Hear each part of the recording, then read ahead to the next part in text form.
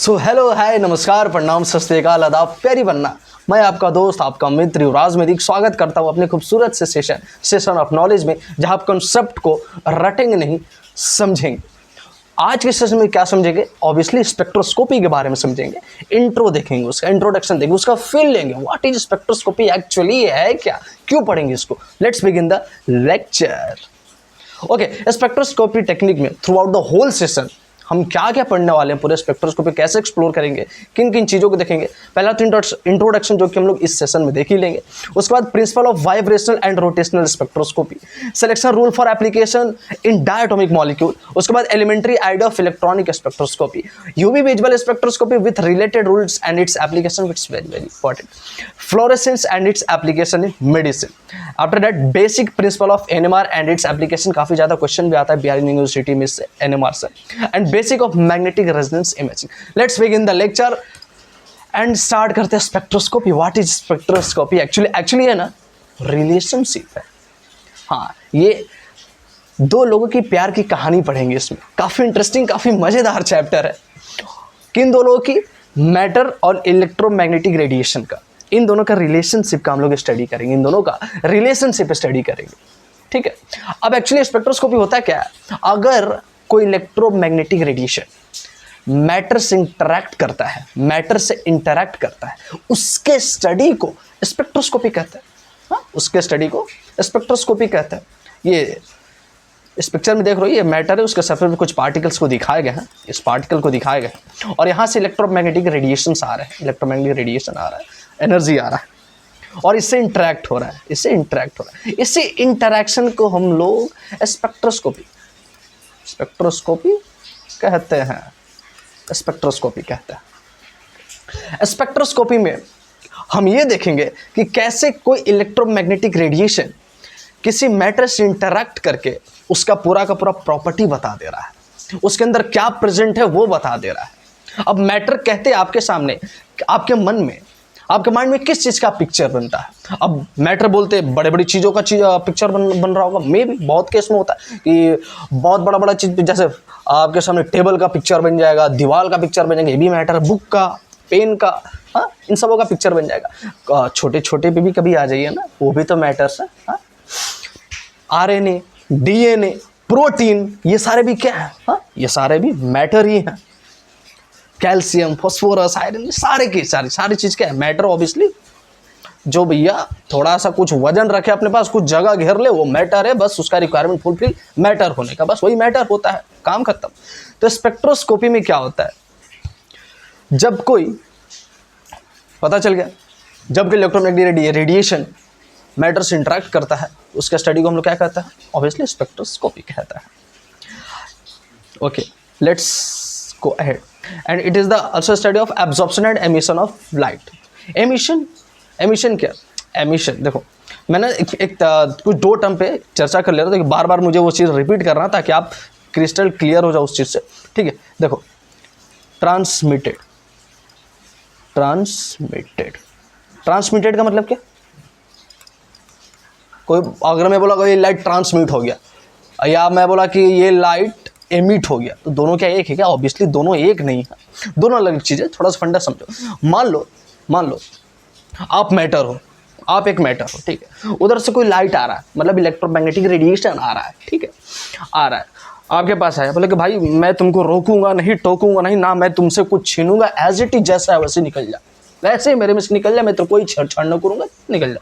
उसको बोलेंगे transmitted. Light transmit हो गया, कुछ अंदर रुका नहीं, कोई छेड़छाड़ नहीं हुआ, आया तुरंत से निकल गया, सन से पार हुआ, ठीक है। और एमिट मतलब कुछ लाइट, वो मॉलिक्यूल्स, वो पार्टिकल, मतलब आप एक मैटर हो, कुछ को एब्जॉर्ब किए और कुछ को छोड़ दिए। भाई कुछ बंदे चाहिए जो मेरे काम आएंगे इस लाइट में, इस लाइट के पार्टिकल्स में। कुछ हमें पार्टिकल्स चाहिए और कुछ चाहिए, और बाकी सब निकल जाओ। कुछ रेज चाहिए, कुछ बीम चाहिए हमको, तुम लोग निकल जाओ, ठीक है। तो लाइट का कुछ पार्ट ये एब्जॉर्ब करता है और कुछ पार्ट एमिट करता है। वहाँ पे वर्ड होता है यूज होता है एमिट। मतलब कुछ एब्जॉर्ब हो, कुछ छोड़ दे, वहाँ पे एमिट वर्ड यूज करेंगे। और जहाँ पे बिल्कुल ही एब्जॉर्बेंस ना हुआ हो, वहाँ पे यूज करेंगे ट्रांसमिटेड। क्या यूज करेंगे? ट्रांसमिटेड। क्लियर है? अभी इस चीज़ को आगे और अच्छे से डिस्कस करेंगे। Let's move ahead. तो स्पेक्ट्रोस्कोपी क्या है? कुछ नहीं, रिलेशनशिप है, प्यार है। किसका? इन दोनों का। किन दोनों का? मैटर और इलेक्ट्रोमैग्नेटिक रेडिएशन के, इन दोनों का प्यार की चर्चा करेंगे throughout the whole session. Okay, let's move ahead.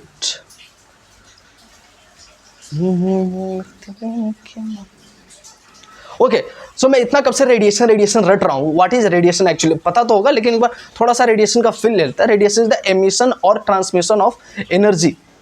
Radiation is the emission और ट्रांसमिशन ऑफ एनर्जी। रेडिएशन क्या है? किसी एनर्जी का एमिशन या ट्रांसमिशन। मैंने एमिशन और ट्रांसमिशन बता दिया, अब आप समझ रहे होंगे। तो किसी एनर्जी का एमिशन और ट्रांसमिशन ही रेडिएशन है। मैं एक बार आपको फील देता हूँ, ठीक है? रेडिएशन कैसे फील करता हूँ मैं देता हूँ। मान लो ठंडे का दिन है, मस्त ठंडे का मौसम है, यहाँ पे एकदम कुछ लकड़ी वगैरह जोटा है, ठीक है? लकड़ी वगैरह यहाँ पे जोटा है, ठंडी बहुत तेज़ लग रही है, ठंडी बहुत तेज़ लग रही है भैया, बहुत तेज़। थोड़ा शरीर को हीट कर ले हम, और हीट करने का तरीका हमें पता है। ये वो जला लिया आपने फायर, माफ़ी चाहता हूँ, थोड़ा ड्राइंग में कच्चा हूँ, पक्का हो जाऊंगा कुछ दिन में। ये आपका फायर है, क्या है? फायर है, फायर है। एक सेकेंड,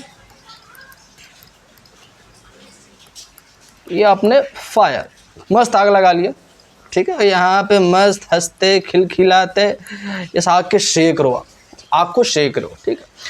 आप यहाँ पे क्यों हो? यहाँ पे क्यों?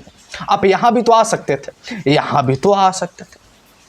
मतलब आग यहाँ जल रहा है, आप यहाँ पे, भैया अब आग के पास जाओ ना, तब तो हीट मिलेगा आपको, तब तो आप महसूस करोगे, आपका शरीर गर्म होगा।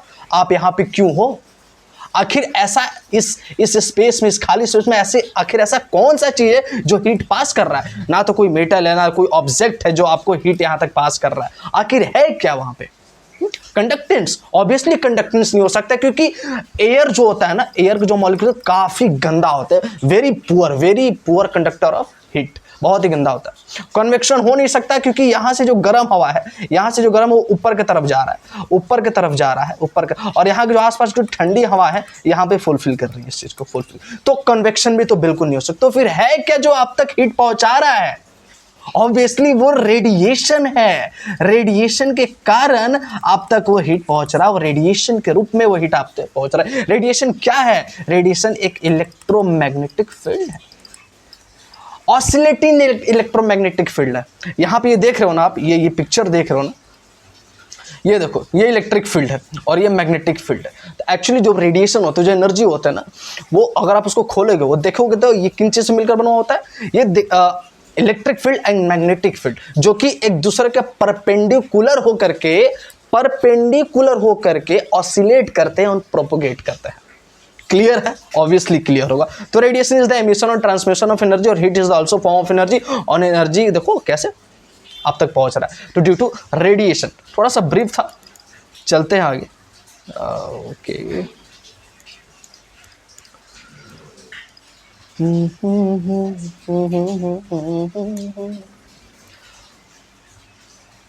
And move to the next one.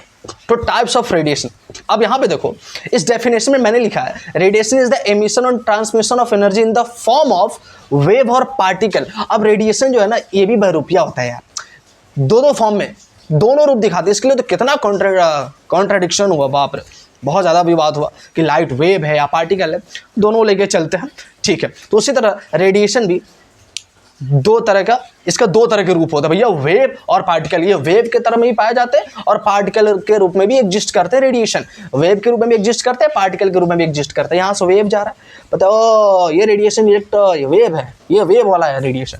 फिर पार्टिकल के रूप में जा रहा है, पार्टिकल के रूप में जा रहा है, तो ये रेडिएशन पार्टिकल वाला, ये पार्टिकल रेडिएशन। तो इसी बेसिस पे रेडिएशन को हमने दो पार्ट में कैटेगराइज कर दिया, टाइप्स ऑफ रेडिएशन।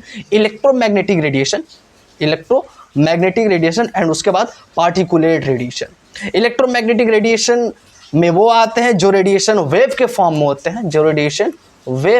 में होते हैं, और पार्टिकुलेट रेडिएशन के अंदर वो आते हैं जो रेडिएशन पार्टिकल के रूप में होते हैं, जो रेडिएशन पार्टिकल के रूप में प्रोपोगेट करता रही वेव के पर। और हाँ, इन्हें कोई ये स्पेस में भी आसानी से ट्रैवल कर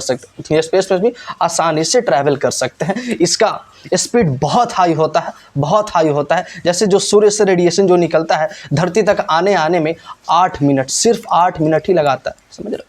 स्पीड 3 × 10⁸ मीटर पर सेकेंड। 3 लाख मीटर पर सेकंड होता है इसका स्पीड, समझ रहे हो ना, 3 लाख मीटर पर सेकंड। ओके, पता चल गया रेडिएशन क्या है, रेडिएशन के टाइप कितने, ऑन द बेसिस ऑफ उनके रूप पे। अगर कोई वेव है तो उसको इलेक्ट्रोमैग्नेटिक रेडिएशन में पढ़ेंगे, जो पार्टिकल के फॉर्म में उसको पार्टिकुलर रेडिएशन फॉर्म में पढ़ेंगे। आगे बढ़ते हैं। इतनी क्यों इलेक्ट्रोमैग्नेटिक रेडिएशन। अब आते इलेक्ट्रोमैग्नेटिक रेडिएशन, तो भैया those radiation which exist in the form of electromagnetic waves, ये वो रेडिएशन है जो इलेक्ट्रोमैग्नेटिक वेव के फॉर्म में एग्जिस्ट करते हैं। And it can travel through vacuum, ये वैक्यूम में भी आराम से ट्रैवल कर लेंगे। आप यहाँ पे देख रहे हो ना, इलेक्ट्रोमैग्नेटिक वेव मतलब ये इलेक्ट्रिक फील्ड और मैग्नेटिक फील्ड से बने हुए होता है और एक दूसरे का परपेंडिकुलर होता है। रेडिएशन जब अंदर पूर जाओगे, अरे बाप रे ये तो देखिए तो वेव है, ये यहाँ पर अरे बाप रे ये इलेक्ट्रिक फील्ड है और ये मैग्नेटिक फील्ड है और एक दूसरे का परपेंडिकुलर है, तो ये रेडिएशन है। एक्चुअली यही एनर्जी, ऑब्वियसली यही एनर्जी, यही रेडिएशन है। हाँ, तो those radiation which exist in the form of electromagnetic waves and it can travel through vacuum and this radiation made up of oscillating electric and magnetic field, ये किससे मिलकर बने होते हैं, oscillating electric and magnetic field that propagate through space। Space में भी आराम से, कोई मीडियम की जरूरत भी नहीं है, आराम से ट्रैवल करेंगे। these fields are perpendicular to each other, ये एक दूसरे का परपेंडिकुलर होता है, 90 डिग्री पे होता है। यहाँ पे देख रहे हो ना, ये चीज देखो, एक दूसरे के 90 डिग्री। ये इलेक्ट्रिक फील्ड हुआ तो ये मैग्नेटिक फील्ड हुआ, इस तरह से करते हैं ट्रैवल, इस तरह से, और ट्रैवल करते हैं straight. Okay, electromagnetic radiation obviously जो वेव के फॉर्म में होते हैं उनको इलेक्ट्रोमैग्नेटिक रेडिएशन में पढ़ेंगे। और what is the spectroscopy, actually the study of interaction between electromagnetic radiation and electromagnetic radiation and matter. Okay, concept clear हो रहा है। रेडिएशन के, इलेक्ट्रोमैग्नेटिक रेडिएशन के टाइप, अब वो कौन कौन से हैं जो वेव के फॉर्म में होता है, मतलब वही ना टाइप्स ऑफ इलेक्ट्रोमैग्नेटिक रेडिएशन, मतलब कि वो कौन कौन से हैं जो वेव के फॉर्म में ट्रैवल करते हैं, वेव के फॉर्म में प्रोपागेट करता है। Radio waves, microwaves, infrared, ultraviolet, X rays, gamma rays, और इनके वेवलेंथ देख लो, इनको वेव्स देखो आप। इनको गामा रेज का सबसे छोटा है और सबसे बड़ा आपको दिखाई दे रहा है रेडियो वेव का, सबसे बड़ा रेडियो वेव का। माइक्रो, उसके रेडियो सबसे बड़ा, उसके बाद थोड़ा छोटा हो जाता है माइक्रोवेव का, उसके बाद थोड़ा छोटा हो जाता है इंफ्रारेड का, उसके बाद उससे छोटा अल्ट्रावायलेट, उससे छोटा एक्स रे, उससे छोटा गामा रेज। गामा रेज का एनर्जी इतना हाई होता है, वेवलेंथ इतना छोटा होता है कि वेवलेंथ जितना छोटा होगा, मैं इधर समझाता हूँ, एक यहाँ पे आप समझो, एक सेकेंड, जस्ट कम हियर। मैं कुछ कॉन्सेप्ट पे चर्चा करता हूँ यहाँ पे, छोटे छोटे कॉन्सेप्ट है, वेवलेंथ, फ्रीक्वेंसी, वेव नंबर, उनको थोड़ा जान लेते ताकि आगे न्यूमेरिकल अगर सॉल्व करने में और कुछ थ्योरेटिकल पार्ट में हमें दिक्कत ना करे। Okay, let's come and choose the colour. Okay, मान लो ये दिखाई दे रहा है, ये वेव्स दिखाई दे रहा है आपको, ये वेव्स। तो वेवलेंथ किसको कहेंगे, वेवलेंथ एक्चुअली वेवलेंथ को हम लोग लैम्डा से डिनोट करते हैं, ठीक है। देखो ये जो ऊपर की तरफ उठा हुआ है ना, इसको बोलते हैं क्रेस्ट, क्या कहता है, क्रेस्ट। और ये जो नीचे की तरफ है, ये नीचे जो झुका हुआ है, ये जो नीचे की तरफ जो गड्ढा है, इसको बोलते हैं ट्रफ, ठीक है। तो एक क्रेस्ट और ये क्रेस्ट, दो सक्सेसिव क्रेस्ट को हम लोग बोलते हैं वेवलेंथ। दो सक्सेसिव क्रेस्ट एंड दो सक्सेसिव ट्रफ को हम लोग कहते हैं वेवलेंथ। क्या बोलते हैं, वेवलेंथ। भैया इसका वेवलेंथ क्या है, ठीक है। अब एक चीज़ देखो, मैं यहाँ पे आप लोग को फील करवाता हूँ, ठीक है। आप खुद बताओ किसका वेवलेंथ ज़्यादा है और किसका वेवलेंथ कम है। देखो इसका क्रेस्ट और इसका क्रेस्ट देख लिए, ओके। अब आओ इसका क्रेस्ट और इसका क्रेस्ट, मतलब एक यूनिट डिस्टेंस में किसका सबसे बड़ा वेव है, किसका बड़ा वेव है। माइक्रोवेव के मुकाबले ऑब्वियसली रेडियो वेव क्या है, तो वेवलेंथ इसका बहुत बड़ा हुआ। वेव का लेंथ मतलब एक वेव का लेंथ कितना है, एक वेव का लेंथ कितना है, लंबाई कितना है, देख रहे हैं। अब जैसे से हम नीचे आ रहे हैं ना, वैसे से एक वेव का लेंथ, ठीक है, एक इसको वन वेव बोलेंगे, one crest and two successive crest को, इसको ये क्रेस्ट उठाओ, ये क्रेस्ट, क्या बोल देंगे इसको, वन वेव, और इसके डिस्टेंस को बोल देंगे वेव लेंथ। उसी तरफ ट्रफ का भी, एक ट्रफ और एक टू सक्सेसिव ट्रफ को भी ये देख लो, क्या ये एक वेव है और इसके डिस्टेंस को क्या बोलते हैं, वेव लेंथ, ठीक है। तो जैसे जैसे हम नीचे आ रहे हैं, हाँ, जैसे हम नीचे आ रहे हैं हम देख रहे हैं कि वेवलेंथ बड़ा छोटा होते जा रहा है, वेवलेंथ बड़ा छोटा होते जा रहा है। वेवलेंथ मतलब वेवलेंथ को डिनोट करते हैं हम लैम्डा से। जैसे हम नीचे आ रहे वेवलेंथ छोटा होता जा रहा है। इसका मतलब लैम्डा जितना छोटा होगा फ्रीक्वेंसी उतना ही, फ्रीक्वेंसी म्यू से डिनोट करता है, उतना ही ज़्यादा होगा। वेवलेंथ जितना छोटा होगा फ्रीक्वेंसी उतना ज़्यादा होगा। आप सिलाई का मशीन देखो क्या, सिलाई का मशीन, सिलाई का मशीन मैंने बड़ा गौर किया वहाँ पे, वहाँ से मैंने एग्जैक्टली उस चीज़ को रिलेट किया।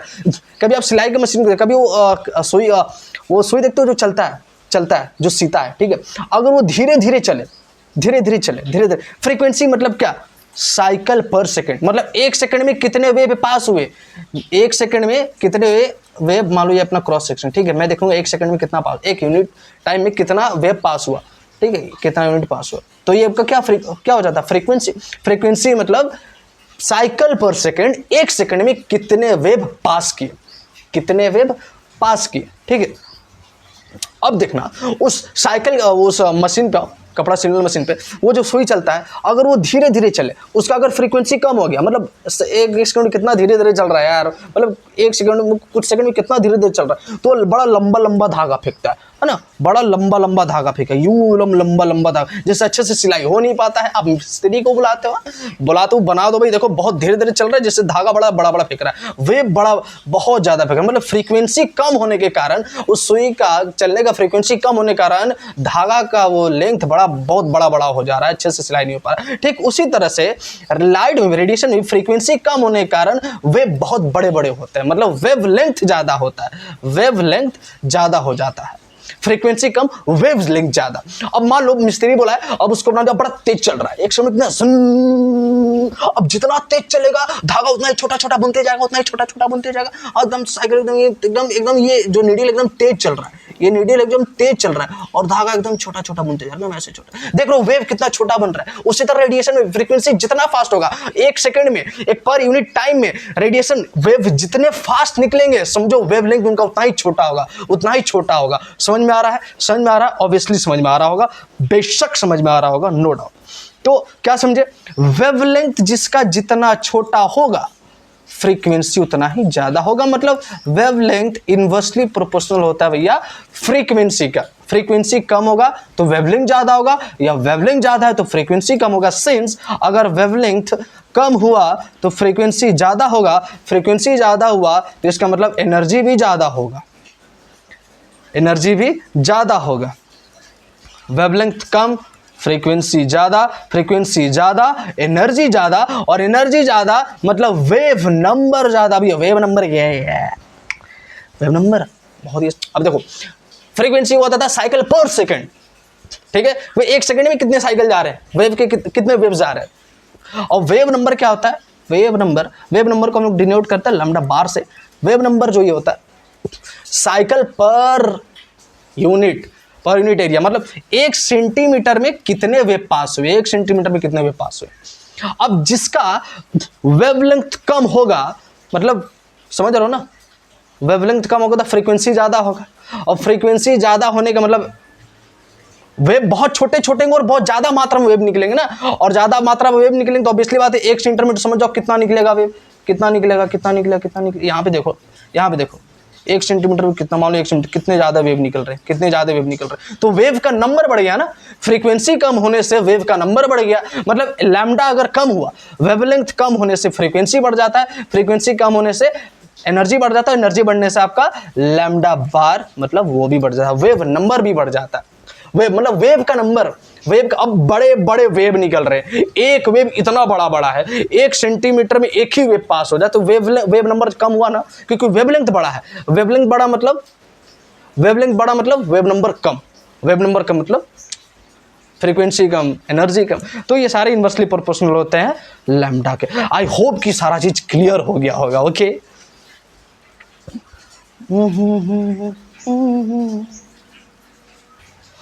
Okay, now let's begin particulate radiation. फटाफट इसको निपटाते हैं। पार्टिकुलेट रेडिएशन ये वो रेडिएशन है जो पार्टिकल के फॉर्म में एग्जिस्ट करते हैं, मूव विथ हाई एनर्जी से मूव करते हैं और पार्टिकल के फॉर्म में एग्जिस्ट करते हैं, उन्हें पार्टिकुलेट रेडिएशन पढ़ेंगे। Such radiations are called particulate radiation. अब ये अब इसके एग्जांपल देख लो, अल्फा पार्टिकल्स, ये पार्टिकुलेट रेडिएशन में आते हैं जिसका पेनिट्रेशन पावर बहुत लो होता है इनके मुकाबले। अब एक्सरे और गामा रे के मुकाबले ऑब्वियसली इसका हाई होता है, ठीक है। एक बार थोड़ा सा इधर देख लो, थोड़ा सा फील दे दूं मैं आपको, फील देना काफ़ी जरूरी है।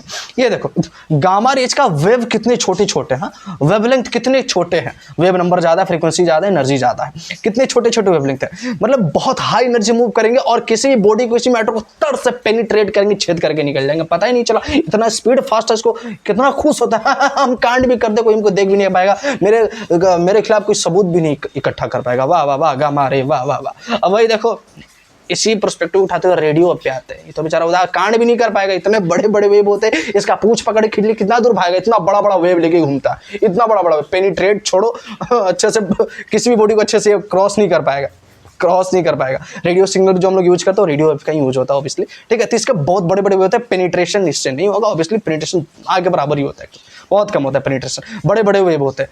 तो ये तो सोचा किसी को छेद करके गोली जैसा निकल जाए तो पॉसिबल तो है नहीं, इस मामले में गामा रे बहुत ज़्यादा खुश होता है और उस मामले में रेडियो वेव थोड़ा उदास होता है, ये बड़े बड़े वेव होते हैं ना इसके। ओके, समझ में आया।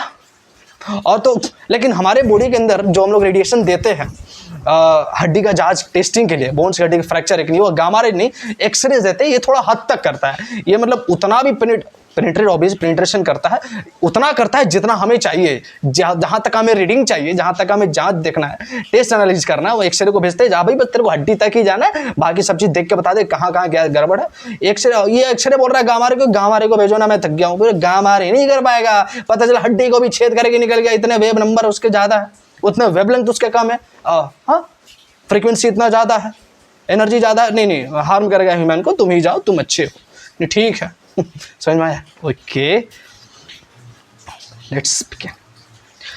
ओके क्योंकि ये तो था ये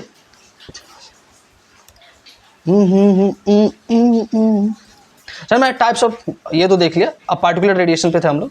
हाँ तो दो रेडिएशन विच एक सेकंड, हाँ दो radiation which exist in the form of particle and moves with the high energy, such radiation are called particulate radiation। Alpha particles, beta particles, neutron इनके एग्जांपल है। अल्फा पार्टिकल जो जिनका पेनिट्रेशन पावर काफी लो होता है, beta particle जिनका penetration power थोड़ा moderate होता है, जिनका पेनिट्रेशन पावर थोड़ा मॉडरेट होता है, और न्यूट्रॉन का पेनिट्रेशन पावर बहुत ज़्यादा ही होता है। ये थे पार्टिकुलेट रेडिएशन के कुछ एग्जांपल, ठीक है। अल्फा पार्टिकल 2 प्रोटॉन और 2 न्यूट्रॉन से मिलकर बने होते हैं, जैसे हीलियम ले लो। बीटा पार्टिकल का बेस्ट एग्जांपल आपका पॉजिट्रॉन हो जाएगा, और न्यूट्रॉन तो न्यूक्लियस में रहता ही है, तो इसका काफ़ी हाइपर हो। Okay now next move, absorption based spectroscopy. तो मैंने इधर जो भी आपको ये दिखाया था ना, इलेक्ट्रोमैग्नेटिक रेडिएशन के टाइप्स जो भी वेव के फॉर्म में होते हैं, ये सारे के सारे ना एब्जॉर्प्शन बेस्ड है। ये सारे के सारे एब्जॉर्प्शन बेस्ड स्पेक्ट्रोस्कोपी है। ये सारे के सारे रेडिएशन को एब्जॉर्ब करते हैं और ग्राउंड स्टेट से एक्साइटेड स्टेट पे जाते हैं, ठीक है, ग्राउंड स्टेट से एक्साइटेड स्टेट पे जाते हैं। तो ये सारे के सारे एब्जॉर्प्शन बेस्ड स्पेक्ट्रोस्कोपी में आएंगे, एब्जॉर्प्शन बेस्ड स्पेक्ट्रोस्कोपी, ठीक है, एब्जॉर्प्शन बेस्ड स्पेक्ट्रोस्कोपी के अंदर आता है। Okay let's move forward, time नहीं उतना ज़्यादा, वैसे भी ज़्यादा समय लग गया इसमें। Absorption based spectroscopy, okay let's study. ठीक है, स्पेक्ट्रोस्कोपी को हम लोग 3 पार्ट्स में कैटेगराइज करते हैं, जिसमें एब्जॉर्प्शन बेस्ड पढ़ते हैं, ठीक है, एब्जॉर्प्शन बेस्ड पढ़ेंगे, एब्जॉर्प्शन, उसके बाद होता है एमिशन बेस्ड, और उसके बाद है रमन स्पेक्ट्रोस्कोपी, ठीक है, Raman spectroscopy.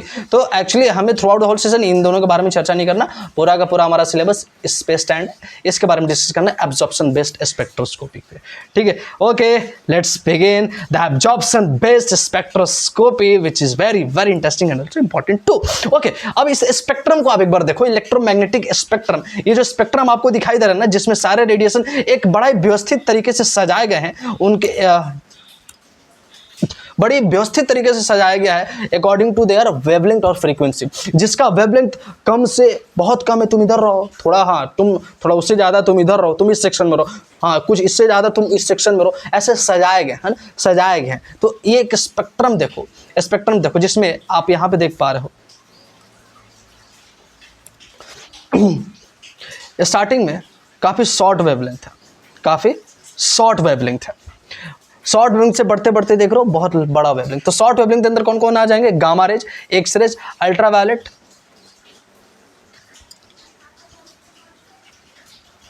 Infrared, microwaves and radio waves. अब जैसे जैसे देखो जैसे जैसे गामा रे से आप रेडियो वेव्स की तरफ मूव कर रहे हो, वेव बड़ा होते जा रहा है, वेव बड़ा होते जा रहा है, वेव बड़ा होते जा रहा है। और वेव बड़ा होते जा रहा है इसका मतलब समझ रहे हो फ्रीक्वेंसी कम होते जा रहा है। इधर आप गामा रेज के नीचे देखो, फ्रीक्वेंसी 10⁻24 हर्ट्ज है पर सेकंड, ठीक है। उतने वेव्स पर सेकंड निकल रहे हैं, उतने पर सेकंड निकल रहे, उतने साइकिल पर सेकंड निकल रहे। और वे रेडियो की तरफ आओ जरा, देखो कितना कम हो गया। वेवलेंथ देखो, लेंथ कितना बड़ा है, लॉन्ग वेवलेंथ, रेडियो वेव का देखो कितना बड़ा है और उतना ही फ्रीक्वेंसी कम, तो डायरेक्ट इनवर्सली प्रोपोर्शनल होते हैं। तो शॉर्ट वेव ये इंक्रीजिंग ऑर्डर में, एनर्जी का इंक्रीजिंग ऑर्डर रेडियो वेव से गामा रेज, ये इंक्रीजिंग ऑर्डर, ये है, ये इंक्रीजिंग ऑर्डर है, ठीक है। क्योंकि ऑब्वियसली मैंने बोल दिया जिसका वेवलेंथ कम होगा इसका एनर्जी ऑब्वियसली ज्यादा होगा ना, और जिसका वेवलेंथ जिसका ज्यादा होगा एनर्जी कम होगा, और वेवलेंथ जितना कम होगा उसका एनर्जी ज्यादा होगा। तो ऑब्वियसली अब आप ही बताओ, चलो एक क्वेश्चन पूछता हूँ, अल्ट्रावायलेट और माइक्रोवेव दोनों में से एनर्जी किसका ज्यादा होगा?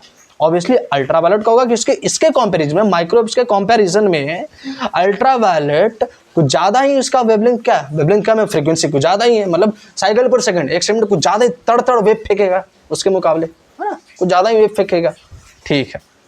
अब यहाँ पे ये देख रहे हो ना, ये यूवी और ये विजुअल रीजन जो कि 200 से और 800 के बीच में लाई करता है, विजुअल लाइट, विबग्योर जिसको बोलते हैं, violet, indigo, blue, green, yellow, orange, red, ठीक है। तो ये क्या, स्पेक्ट्रम को अच्छे से देख लो और दिमाग में घुसा लो। आगे बढ़ते हैं इसी थ्योरी पे, इसी प्रिंसिपल पे, लेट्स मूव। हो गए यूवी विजुअल स्पेक्ट्रोस्कोपी। ये क्या होता है?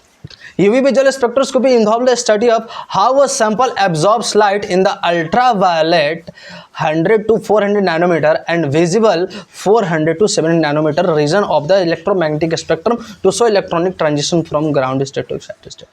Actually UV visual spectroscopy में हम ये देखेंगे कि कोई भी सैंपल का मॉलिक्यूल किस तरह से रेडिएशन को, कौन सा रेडिएशन है, यूवी स्पेक्ट्रोस्कोपी का जो रेडिएशन है उसका लाई करता है, उसका जो रेंज होता है 200 नैनोमीटर से 800 नैनोमीटर, उसी के बीच रेडिएशन, उसी के बीच ट्रांजिशन शो करेगा। तो मान लो कोई एक मॉलिक्यूल है, ठीक है, एक मॉलिक्यूल है, ठीक है, उधर से रेडिएशन आ रहा है मान लो 400 नैनोमीटर का, ठीक है, उसने उस रेडिएशन को ऑब्जर्व किया और ग्राउंड स्टेट से एक्साइटेड स्टेट में चला गया, ग्राउंड स्टेट से एक्साइटेड स्टेट में चला गया।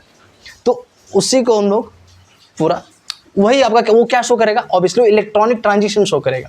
क्या शो करेगा? इलेक्ट्रॉनिक ट्रांजिशन शो करेगा, ग्राउंड स्टेट से एक्साइटेड स्टेट में जाता है। यही आपका यूवी विजुअल स्पेक्ट्रोस्कोपी है। UV visual spectroscopy involves the study of how a sample absorbs light, मतलब लाइट या radiation in the form of in the ultraviolet region of the electromagnetic spectrum to show the electronic transition from ground state to excited state. आप यहाँ पे आओ, मैं एक clear way को fill देता हूँ, ठीक है, समझाने का प्रयास करता हूँ, इसलिए समझ में आएगा। चलो मान लो ये मैटर है, ये मैटर है, ठीक है, इसके अंदर इसके पार्टिकल्स हैं, मॉलिक्यूल्स हैं, ठीक। इधर से ये रेडिएशन आया, इधर से रेडिएशन आया, और ये रेडिएशन यूवी विजुअल है, ये रेडिएशन यूवी विजुअल का ही रेडिएशन है, मतलब इसी के बीच का कोई होगा, मतलब 200 से 800 नैनोमीटर के बीच वाले ही रेडिएशन होंगे, वेव्स होंगे, ठीक है, 208 के बीच वाले होंगे, ठीक है। तो ऐसे मॉलिक्यूल जो यूवी विजुअल के अंदर रेंज में लाई करने वाले रेडिएशन को एब्जॉर्ब करके ग्राउंड स्टेट से एक्साइटेड स्टेट में जंप मार दे, इसी को कहते हैं यूवी विजुअल स्पेक्ट्रोस्कोपी। एक्चुअली हम लोग यही पढ़ेंगे, यूवी विजुअल स्पेक्ट्रोस्कोपी में कोई भी मॉलिक्यूल किस तरह से रेडिएशन को एब्जॉर्ब करके ग्राउंड स्टेट से एक्साइटेड स्टेट में जाता है, और इसका रेंज है 200 नैनोमीटर से 800 नैनोमीटर तक, ठीक है। ओके, मैं यहाँ पे एक वर्ड दिख रहा है, कोई इलेक्ट्रॉनिक ट्रांजिशन, मैं इसको आपको क्लियर करता हूँ, ठीक है, इलेक्ट्रॉनिक ट्रांजिशन। अब कुछ मैं एनर्जी लेवल ड्रॉ करता हूँ, जो भी जब आपको इलेक्ट्रॉन एनर्जी लेवल देखेंगे, ये इलेक्ट्रॉनिक ट्रांजिशन का एक एनर्जी लेवल है जिस पे हम लोग का ये पूरा चैप्टर डिपेंडेंट है, डिटरमाइंड है। ओके, मैं यहाँ पे ड्रॉ करता हूँ, तो सबसे बड़ा ये लेबल्स हैं, ये लेबल्स हैं, ठीक है। ये इलेक्ट्रॉनिक्स लेवल है, ये क्या है, इलेक्ट्रॉनिक्स लेवल, इसे मैं डिनोट करता हूँ इलेक्ट्रॉनिक्स लेवल। और उसके बाद let me change the colour for the vibrational level, और ये आपके वाइब्रेशनल लेवल है। इलेक्ट्रॉनिक्स लेवल के अंदर आ जाते हैं आपके वाइब्रेशनल लेवल, इलेक्ट्रॉनिक्स के अंदर लेवल के अंदर आता है आपके वाइब्रेशनल लेवल, और वाइब्रेशनल लेवल के अंदर आते हैं आपके बहुत ही प्यारे नन्हे मुन्ने दुलारे रोटेशनल लेवल, रोटेशनल लेवल, जो कि इलेक्ट्रॉन का ट्रांजिशन करने के लिए बहुत ही कम एनर्जी की जरूरत। ये सब क्या है, रोटेशनल है, ये सब क्या रोटेशनल है, क्या है रोटेशनल है, ठीक है। लेट मी डोंट, ये आपके रोटेशनल हो गए, ये आपका रोटेशनल लेवल हो गया, ठीक है। हाँ हाँ हाँ, ये आपके वाइब्रेशनल लेवल हो गया। तो यूवी विजुअल स्पेक्ट्रोस्कोपी में क्या होता है कि एक ऐसा कंपाउंड जो रेडिएशन को एब्जॉर्ब करके वो ग्राउंड स्टेट से एक्साइटेड स्टेट में जाए। अब यूवी विजुअल स्पेक्ट्रोस्कोपी का जो मॉलिक्यूल्स होते हैं ना, वो एक इलेक्ट्रॉनिक लेवल से दूसरे इलेक्ट्रॉनिक लेवल पे जाते हैं, वो इलेक्ट्रॉनिक्स लेवल से दूसरे इलेक्ट्रॉनिक लेवल पे जाते हैं। तो ये कैसा ट्रांजिशन शो करता है, इलेक्ट्रॉनिक ट्रांजिशन शो करता है। स्पेक्ट्रोस्कोपी में इलेक्ट्रॉनिक ट्रांजिशन मॉलिक्यूल शो करता है, मतलब एक इलेक्ट्रॉनिक लेवल से दूसरे इलेक्ट्रॉनिक, मतलब वाइब्रेशन पे नहीं जाएगा, रोटेशन में जाएगा, एकदम बड़ा छलांग मारेगा। और बड़ा छलांग मारने के लिए बहुत बड़ा एनर्जी की जरूरत पड़ेगी, बहुत बड़ा एनर्जी की जरूरत पड़ेगी, मतलब बहुत फ्रीक्वेंसी ज़्यादा जरूरत पड़ेगी। इलेक्ट्रॉनिक ट्रांजिशन शो करता है, इसलिए हम लोग यूवी विजुअल स्पेक्ट्रोस्कोपी को हम लोग को ये भी कहते हैं इलेक्ट्रॉनिक स्पेक्ट्रोस्कोपी। हम लोग इलेक्ट्रॉनिक स्पेक्ट्रोस्कोपी भी इलेक्ट्रॉनिक स्पेक्ट्रोस्कोपी भी कहते हैं, इलेक्ट्रॉनिक स्पेक्ट्रोस्कोपी भी कहते हैं, क्योंकि ये इलेक्ट्रॉनिक ट्रांजिशन शो करता है। ये मॉलिक्यूल रेडिएशन को एब्जॉर्ब करके इलेक्ट्रॉनिक ट्रांजिशन करता है, मतलब एक इलेक्ट्रॉनिक्स लेवल से दूसरे इलेक्ट्रॉनिक्स लेवल पे जाता है, एक इलेक्ट्रॉनिक्स लेवल से दूसरे इलेक्ट्रॉनिक्स लेवल पे जाता है, एक इलेक्ट्रॉनिक लेवल से दूसरे इलेक्ट्रॉनिक लेवल पे जाता है। ये तभी पॉसिबल है जब इसको रेडिएशन, ये तभी पॉसिबल है, मान लो ये कंपाउंड है, ये तभी E1 से E3 तक जाएगा, E1 से E2, मतलब इलेक्ट्रॉनिक लेवल तभी शो करेगा, इलेक्ट्रॉनिक ट्रांजिशन तभी शो करेगा जब तक इस मॉलिक्यूल को 200 से 800 के बीच में रेडिएशन ना मिल जाए, उतने नैनोमीटर के रेडिएशन, उतने नैनोमीटर की एनर्जी ना मिल जाए, तब तक ये वहाँ से वहाँ जंप नहीं करेगा, हेंस वहाँ पे यूवी विजुअल शो नहीं होगा। तो यूवी विजुअल शो होने के लिए 200 से 800 के बीच, 200 से 800 नैनोमीटर के बीच का एनर्जी उस मॉलिक्यूल को देना होगा, और मॉलिक्यूल उसमें से स्पेसिफिक वेवलेंथ को चूज करेगा। हर एक मॉलिक्यूल का, हर एक कंपाउंड का एक स्पेसिफिक वेवलेंथ होता है ट्रांजिशन करने के लिए, स्पेसिफिक वेवलेंथ होता है ट्रांजिशन करने के, एक इलेक्ट्रॉनिक एक लेवल से अपने ग्राउंड स्टेट से एक एक्साइटेड स्टेट में जाने के लिए, ठीक है। तो उसमें से अगर कोई उसको मिल गया, उसका एनर्जी मैच कर गया, ये जंप मारेगा। कैसा जंप? एक इलेक्ट्रॉनिक लेवल से दूसरे इलेक्ट्रॉनिक लेवल तक ऐसा जंप मारेगा, और इसी स्टडी को बोलेंगे यूवी विजुअल स्पेक्ट्रोस्कोपी, ठीक है। और इससे हम लोग काफी चीज जानेंगे, अपना बेसिक था ये, आगे हम लोग बहुत अच्छे से समझते हैं इसको, ठीक है।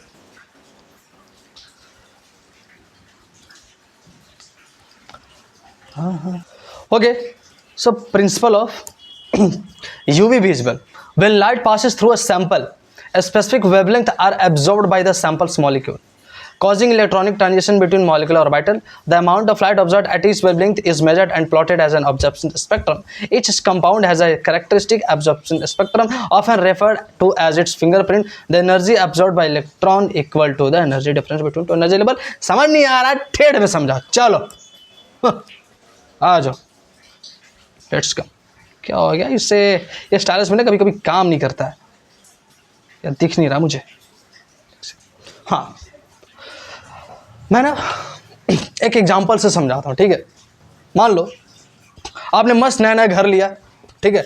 अब घर पूरा कचड़ा से भरा हुआ है, आपने 4 लोगों को बुलाया भैया पूरा व्यवस्था करने के लिए, ठीक है। 4 लोग बुलाया, कोई झाड़ू लगाएगा, इनमें से कोई पोछा लगाएगा, कोई भैया खाना बनाएगा, और कोई मार्केट से आपका सारा सामान लेके आएगा, ठीक है। ये झाड़ू वाला, ये पोछा वाला, ये शेफ है खाना बना के देगा, और ये गार्डनर, मान लो ये गार्डनर है, माली है। ये 4 लोग हैं आपके घर का केयर टेकर, घर का केयर करेंगे पूरा अच्छे से, ठीक है। अब आपको पता नहीं कि इसमें से झाड़ू लगाने वाला कौन है, पोछा लगाने वाला कौन है, शेफ लगाने वाला कौन है, गार्डनर कौन है, आपको नहीं पता। ठीक है, एकदम ध्यान से सुनना इस चीज़ को, बहुत ही बेस्ट होगा ये। ठीक है, झाड़ू लगाने वाला कौन है, पोछा लगाने वाला, चारों एक साथ है। और ट्विस्ट एक और यहाँ पे ये है, ट्विस्ट यहाँ पे एक और ये है कि ये चारों गूंगे बह रहे हैं। इनको अपने काम के बारे में पता है कि हम क्या करते हैं, लेकिन बता नहीं रहे कि हम क्या करेंगे। ठीक है, ये बता नहीं रहे। ठीक है, अब आप यहाँ पे मालिक परेशान इन लोग को देख के कि कैसा आ गया भैया, किस आफत को मैंने बुला लिया। ओके सो अब मैं आपको बताता हूँ, मुझे पता है एक बात है कि ये झाड़ू वाला जो है, इसको जब आप 200 रुपया दोगे ना तो ये झाड़ू लगाने चल जाएगा। पोछा वाला, इसको आप अगर 300 रुपया देते हो ये चल जाएगा पोछा मारने। शेफ को अगर आप 600 रुपया देते हो ये चल जाएगा खाना बनाने आपका। ये गार्डनर को अगर आप 750 रुपया देते हो तो ये चल जाएगा, एग्जाम्पल के लिए मैं बता रहा हूँ। ठीक है, ये आपका चल जाएगा पौधे का पूरा केयर रखने। ठीक है, प्लांटेशन वगैरह करेगा, बस पानी वगैरह पटाएगा, गार्डनिंग के लिए तैयार है पूरा, एकदम खुशी जाएगा। ये मालिक को तो पता ही नहीं है। अब ये क्या किया कि पॉकेट से पैसा निकाला, इसको दिया 50 रुपये, नहीं जाएंगे, झाड़ू नहीं मारेंगे। 60 रुपये निकाला, ना 80 ले ले, ना 90 ले ले, ना ले 100 रुपये लेते, भाग गया झाड़ू लगाने। तो इसको पता चल गया, अच्छा झाड़ू लगाने वाले का मांग 100 रुपया है। तो इसका मतलब 100 रुपया से पता चल जाएगा, मतलब जो 100 रुपया ले लेगा इसमें से, तो इसको पता चल जाएगा, गूंगा बहरा नाम तो पता नहीं उसका, तो 100 रुपया से इसको ये पता चल जाएगा कि ये झाड़ू वाला ही हो जो 100 रुपया एक्सेप्ट किया। तो इन लोग का चारों का मांग था, भैया मेरा मांग पूरा करो तो हम जाएंगे तुम्हारा काम करने, मेरा मांग पूरा करो हम तुम्हारा जाएंगे काम करने। तो देखो क्या किया, धीरे धीरे पैसा नहीं माना, जब 100 रुपया पाया झाड़ू पैसा लिया, तड़ से गया झाड़ू लगाने। इस पे अब आया भैया, चलो इस पे पोछा वाले का क्या सीन है भैया, पोछा वाले का क्या किया भैया, तो 100 रुपये तो पोछा वाला है, तो नीचे झुक के बैठा कमरों के दर्द करेगा, 100 रुपये में तो नहीं मानेगा, निकाला 110, ना 150, ना 200, ना 250, ना रे 300 लिया और निकल गया पोछा लगाने के। ओ 300 रुपया में पोछा लगाएगा। तो इससे ये पता चलता है कि पोछा वाले को पहचानने का एक ही तरीका है कि इसको 300 रुपया दो, 300 रुपया एक्सेप्ट किया, पोछा लगा, समझेंगे पोछा वाला है। 300 रुपया में ये पोछा लगाएगा, 300 से कम दोगे नहीं चलेगा, मैक्सिमम एंड मिनिमम इसको 300 चाहिए ही चाहिए। बड़ा शरीफ भी है, 300 से ज्यादा देगा तो नहीं लेगा ना। शेप पे आओ, शेप पे भी वही किया, 400 दिया, 500 दिया, नहीं माना, 600 लेगा। हाँ भैया 600 लिया लेके निकल गया, क्या करने, खाना बनाने मस्त एकदम। तो इससे इसको ये भी पता चल गया कि शेफ को चाहिए 600, मैक्सिमम इसको 600 रुपया चाहिए ही काम करने के लिए। और इस गार्डनर को, इसको पता चलो 600 से ऊपर ही देना पड़ेगा, 650 ना, 700, अरे नहीं 720 ना, अच्छा 750, हाँ 750, गार्डनर लिया निकल गया, ऐसा अपना पानी टाने लगा पौधा को। तो ये था। तो ठीक इसी तरह से ना, आप समझ गए ना, ठीक इसी तरह से ना हमारे ये मॉलिक्यूल्स भी होते हैं जो यूवी विजुअल स्पेक्ट्रोस्कोपी के अंदर ऐसे ही काम करते हैं। जब तक, अब आओ मैं इस चीज़ को यहाँ पे समझाता हूँ। देखो ये अपना इलेक्ट्रॉनिक्स लेवल हो गया, ठीक है, ये अपना इलेक्ट्रॉनिक्स लेवल हो गया। और यूवी विजुअल स्पेक्ट्रोस्कोपी के अंदर मॉलिक्यूल इलेक्ट्रॉनिक ट्रांजिशन ही करते हैं, वाइब्रेशनल नहीं करेंगे। वाइब्रेशनल करेंगे क्या? नहीं। रोटेशनल करेंगे क्या? नहीं। इलेक्ट्रॉनिक्स करेंगे क्या? यस, इलेक्ट्रॉनिक्स लेवल पे ट्रांजिशन शो करेंगे, ठीक है। अब मान लो कोई मॉलिक्यूल आया, ठीक है, यहाँ पे एक इलेक्ट्रॉन है, यहाँ से ये रेडिएशन इमिट हो रहा है किसी लैंप से, ये लैंप है क्या, ये, हाँ ये लैंप हो गया, ठीक है। यहाँ से रेडिएशन इमिट हो रहा है, रेडिएशन निकल रहा है, ठीक है, अलग अलग वेवलेंथ का रेडिएशन निकल रहा है, अलग अलग वेवलेंथ। अब मान लो ये वेवलेंथ आया इसके पास, ठीक है, ट्रांसमिट कर दिया, नहीं चाहिए, ये मेरे एनर्जी को फुलफिल नहीं कर रहा है। एनर्जी को फुलफिल नहीं कर रहा मतलब क्या, ये इलेक्ट्रॉन बोल रहा है कि हमको भैया ये जो देखो कितना, इसको खोल के, ये जो है ये उदास है, क्यों? क्योंकि इसको इस इवन से लेके E3 तक जाने के लिए जो एनर्जी गैप है उसका फुलफिल नहीं हो रहा है।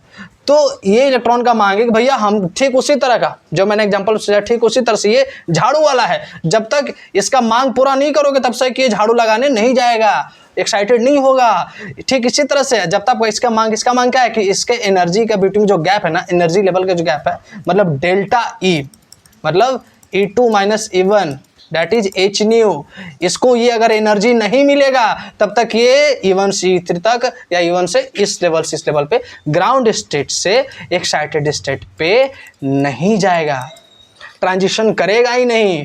तो मान लो कि इसको यहाँ से लेके यहाँ तक जाने के लिए 350 नैनोमीटर की एक वेवलेंथ चाहिए, जिसका रेडिएशन चाहिए जिसका वेवलेंथ 350 नैनोमीटर होना चाहिए। तो उसी में से एक आया है, इसमें से ये मैंने इसको हाईलाइट करता हूँ कुछ अदर कलर से, ठीक है, जो इसके मांग को पूरा करेगा, इसके मांग को पूरा करेगा, ठीक है। ये आया, ये 350 वाला है, ये इसके बाद ये चेहरे पाया मुस्कान, ये चेहरे पाया 350 नैनोमीटर, और आते ही ये छोड़ा अपना ग्राउंड स्टेट, भाग गया अपने एक्साइटेड स्टेट पे। ये यूवी विजुअल स्पेक्ट्रोस्कोपी का प्रिंसिपल, ये इसी प्रिंसिपल पे काम करता है। एक्चुअली अंदर क्या चल रहा था यूवी विजुअल के अंदर, यही होता है। देख रहे थे ना कैसे झाड़ू वाला पोछा वाला, पता ही नहीं चल रहा था। अब एक बार पता चल गया कि ये कौन है जो 350 पे गया, तो इसको हम लोग नोट भी कर लेता है एज ए स्टैंडर्ड। क्यों, मान लो कोई एक minute, let me change the colour, it's very lightning colour. हाँ,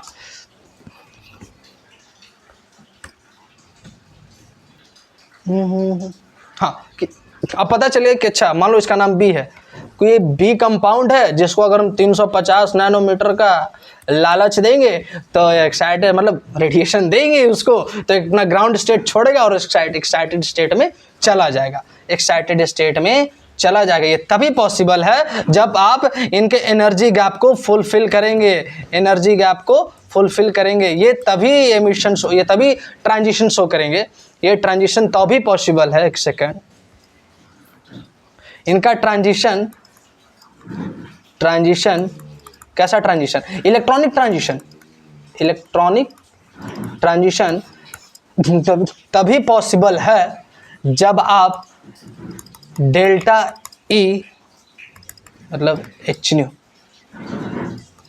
के बराबर एनर्जी दोगे। मान लो ये कोई एच न्यू आ रहा है, ठीक है, ये आपका कोई मॉलिक्यूल हो गया, ये इलेक्ट्रॉनिक्स लेवल हो गया, ठीक है, इसको चाहिए एच न्यू, ये E1 E2 डेल्टा, ये एनर्जी गैप है। अब इसको भाई छलांग मारने के लिए कुछ तो ज़्यादा चाहिए ना एनर्जी, और उसी एनर्जी का इसका मसीहा, इसका दोस्त, इसका भगवान यहाँ से ये आ रहा है, आया, इंटरैक्ट किया, ये मैटर, ये इलेक्ट्रोमैग्नेटिक रेडिएशन इंटरैक्ट किए, ये अपना ग्राउंड स्टेट छोड़ के भागा एक्साइटेड स्टेट पे। अब एक बात बताता हूँ आपको, इस दुनिया में जितने भी अलग अलग कंपाउंड है ना, सबका एक स्पेसिफिक वेवलेंथ अब्जॉर्ब करने का कैपेसिटी होता है, ठीक है।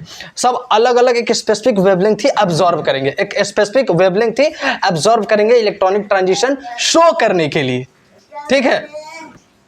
अब जैसे आप प्रोटीन ले लो, ठीक है, प्रोटीन, तो प्रोटीन का पता है, प्रोटीन का जो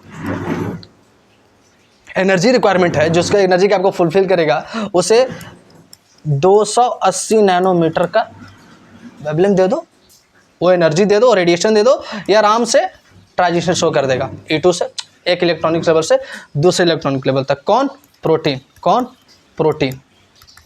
प्रोटीन।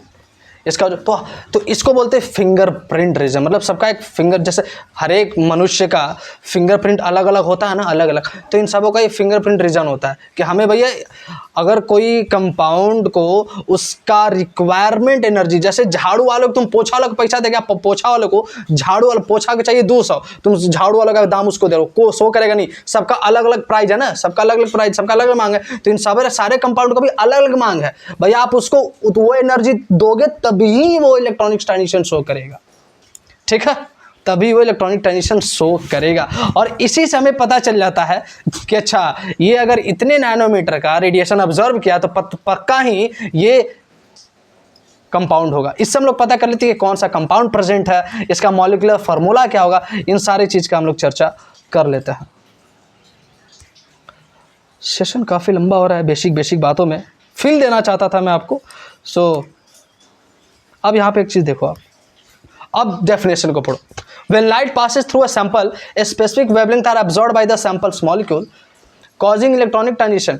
भैया कोई भी लाइट पास करेगा किसी सैंपल से तो स्पेसिफिक वेवलेंथ ऑब्जर्व कर, सारे वेवलेंथ ऑब्जर्व नहीं करेगा, जो उसके एनर्जी गैप को फुलफिल करेगा उसी को ऑब्जर्व करेगा एंड कॉजिंग इलेक्ट्रॉनिक ट्रांजिशन, और इलेक्ट्रॉनिक ट्रांजिशन शो करेगा between molecular orbitals। the amount of light observed at which wavelength is measured। अब जिस भी अमाउंट को लाइट ऑब्जर्व किया उसे हम लोग मेजर करके एब्जॉर्प्शन स्पेक्ट्रम पे शो करते हो, शो कर देता है, ठीक है। ईच कंपाउंड है कैरेक्टरिस्टिक एब्जॉर्प्शन स्पेक्ट्रम। अब हर एक कंपाउंड के बनना उसका अलग अलग सबका अलग अलग एब्जॉर्बेंस स्पेक्ट्रम होता है, ठीक है। ऑफन रेफर कहाँ चला गो भैया, इधर आ जाओ। हाँ, often refer to its fingerprint, उसे हम लोग फिंगरप्रिंट कहते हैं। जैसे सारे मनुष्य का अलग अलग फिंगरप्रिंट है, ठीक उसी तरह से हर एक कंपाउंड का अलग अलग फिंगरप्रिंट रीजन है, हर एक सबका एक स्पेसिफिक एनर्जी लेवल, सबका एक स्पेसिफिक एनर्जी मांग है। भैया आप हमें उतना एनर्जी दोगे तो हम वहाँ पे एमिट करेंगे, और उससे हम लोग पता लगाते हैं। अच्छा मान लो कोई सी नाम का लड़का है, अब मान लो कोई सी नाम का मॉलिक्यूलर कंपाउंड है, उसको आप 400 नैनोमीटर का रेडिएशन या एनर्जी दो, हमें पहले से पता है। अब 400 नैनोमीटर का रेडिएशन उसको देते ही वो चला गया एक्साइटेड स्टेट में, हमें पता चल गया पक्का सी होगा, ये पक्का सी होगा जो 400 नैनोमीटर का एब्जॉर्ब किया है और ग्राउंड स्टेट से एक्साइटेड स्टेट में गया, ठीक है। तो यही था। अब the energy absorb by electron equal to the energy difference between the energy level. मैंने बताया the energy absorb by electron, electron का वही एनर्जी एब्जॉर्ब करेगा जो उसके एनर्जी डिफरेंस को, एनर्जी लेवल के डिफरेंस को गैप को फुलफिल करेगा, ठीक है। तो एक्चुअली मैं ये सेशन में फील देना चाहता था। अब आगे हम लोग इंस्ट्रूमेंटेशन देखेंगे कि एक्चुअली कैसे काम करता है, इसी बेसिस पे काम करता है। हम लोग उसके इंस्ट्रूमेंटेशन को देखेंगे, और वो वीडियो काफ़ी शॉर्ट होगा। इंस्ट्रूमेंटेशन को देखेंगे कि एक्चुअली कैसे वो काम करता है, इंस्ट्रूमेंटेशन को देखेंगे। तो फटाफट एक ब्रीफ रिवीजन कर लेते हैं यार, क्या क्या हमने पढ़ा, ठीक है।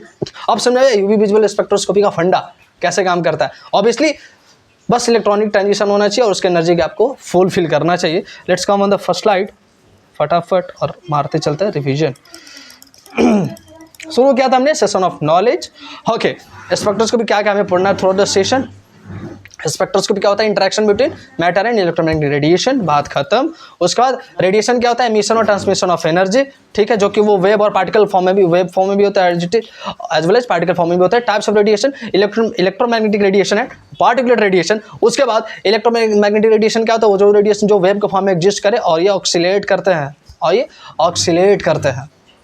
क्या ऑक्सीलेट करते हैं, इलेक्ट्रिक फील्ड मैग्नेटिक फील्ड के रूप में ऑक्सीलेट करते हैं। ओके, टाइप्स ऑफ इलेक्ट्रोमैग्नेटिक देख लो, ये हमने पढ़ा। उसके बाद इनका वेव कौन बड़ा होता है कौन छोटा होता है। उसके बाद पार्टिकुलेट रेडिएशन देखा हमने। उसके बाद एब्जॉर्प्शन बेस्ड स्पेक्ट्रोस्कोपी, जहां से हमें अब पढ़ना शुरू करना है, ठीक है। उसके बाद मैंने ईवी विजुअल स्पेक्ट्रोस्कोपी पढ़ा कि होता क्या है। उसके बाद प्रिंसिपल देखा, दैट्स इट। अगले लेक्चर में हम लोग इंस्ट्रूमेंटेशन देखेंगे और एनालिसिस, क्वांटिटेटिव एंड क्वालिटेटिव, ठीक है। अगर अच्छा लगा हो तो मैं कुछ बोलूँगा नहीं। Thank you.